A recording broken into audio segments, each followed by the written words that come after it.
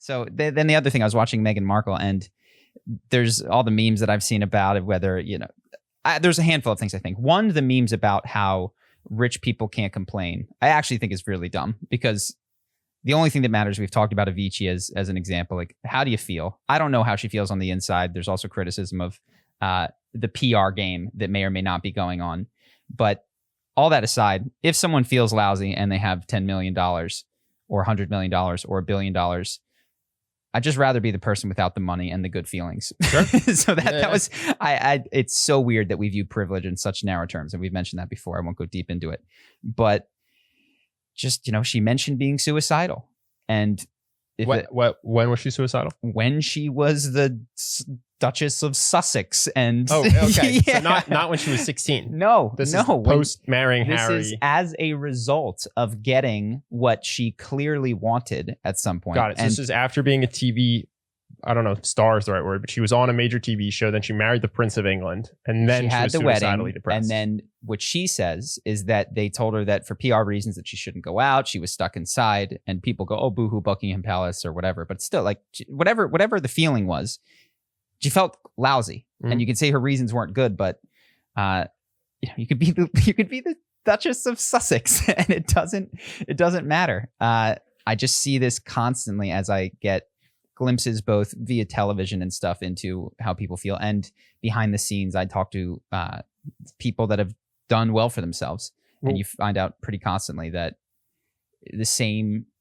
insecurities, self-doubts afflict people at the absolute top of the pyramid, and sometimes it's even worse than you would see in like a small town or something like that. Yeah. I don't want to romanticize what it is to be impoverished or anything like that, but I actually do think that there is a crest to the hill at happy, not keeping up with the Joneses, separated from a social media and television life. Like there's a middle class America that I would be like, that there's something to that. I actually think I've thought about this. I actually think the best thing you could be if you're trying to optimize your happiness, kind of upper middle class, but living in a middle class area such that you make more than the people around you, but they don't necessarily know it because you're not trying to show it off, but just it. And it's all comparative to your community, right? So no one is rocking whatever the Ferrari car, so you don't feel like you have to rock the Ferrari car. Mm-hmm. I think that's the best way to be happy. Maybe just be in a neighborhood that doesn't make you feel lacking. Mm-hmm. Yeah, and or to have a greater degree of cooperation, so it feels less competitive, because there are, I don't know, there's groups and in which I don't think competitive with people, such that, I mean, we have friends that make a lot more than me, and I really don't think I would care. I would love for them to be my next door neighbor and have a bigger house and bigger cars and a bigger pool. Yeah, that would be amazing. So it all depends what your metrics are. Yeah, I think some people are wired for money and some people just aren't. The privilege thing is interesting too, because we talked about with Prince Harry, because Prince Harry and I think Meghan Markle's pretty into this, the idea that there's a privilege to being white. And so Harry's been reading a lot of books about the privilege of being white. And he said, I finally realized the privilege I had from being white. It's like, Harry, I don't think your privilege comes from being white, my man. I actually think you and Eminem had very different levels of privilege growing up. Yeah. You're a prince. And I think it's interesting that that's not what he landed on. The obvious advantage that he had was his family. I'm sure at some point he did. But sure.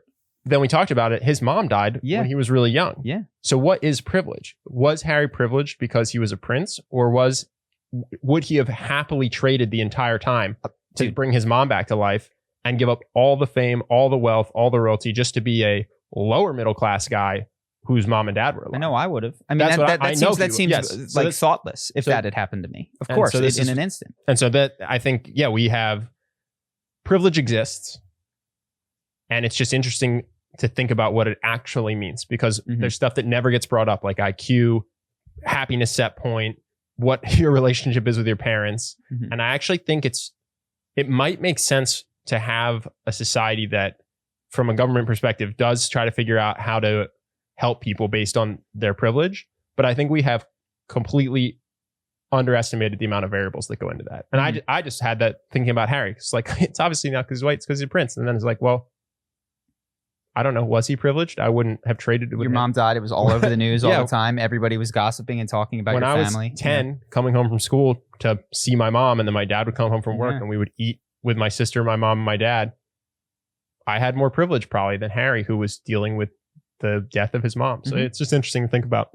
And we've said this, even if it didn't happen, clearly there is some, or not clearly, it appears that there is some connection between wealth and happiness, especially at the lower levels of wealth. But I'm not even convinced that if he'd lived in Buckingham Palace and had everything given and his mom hadn't died and he'd never, I'm not convinced that he wouldn't be in a worse position than you. Fame is interesting. I mean, money and fame I don't think should be tied together. And he obviously got both. But everybody who's been a child star says they would never wish it upon anyone. So I do think fame at a young age appears to have a pretty terrible cost for most people. Yeah. Well, so that was just what I'd watched this week, and I appreciate these shows, and I watch them on purpose. One, I watch them to get riled up because it's fun to yell at the television when stupid things are said.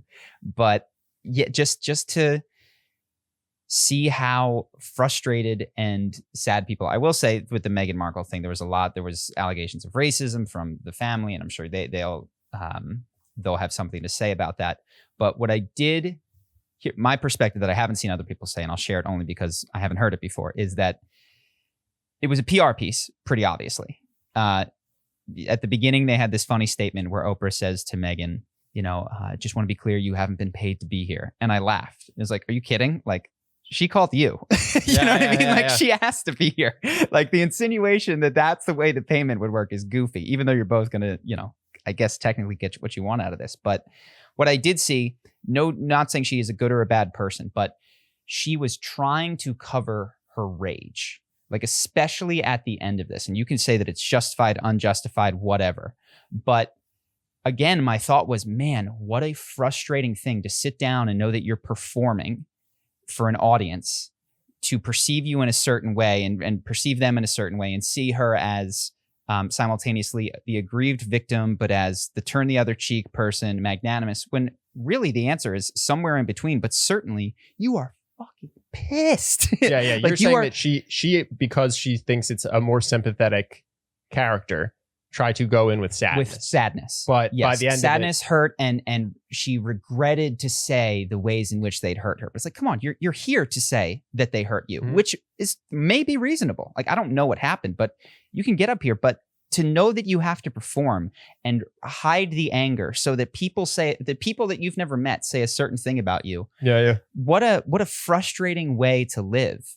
And I don't aspire to that at all. Though I can totally imagine what it's like, and to have the entire world talk about you in a way that you think is unfair, false, completely flips the story wrong, how that would infuriate you. And to know that the only way to potentially get that to change is to perform. Because if you come out guns blazing, this is, screaming, this is total bullshit, you're just going to add oxygen to the fire.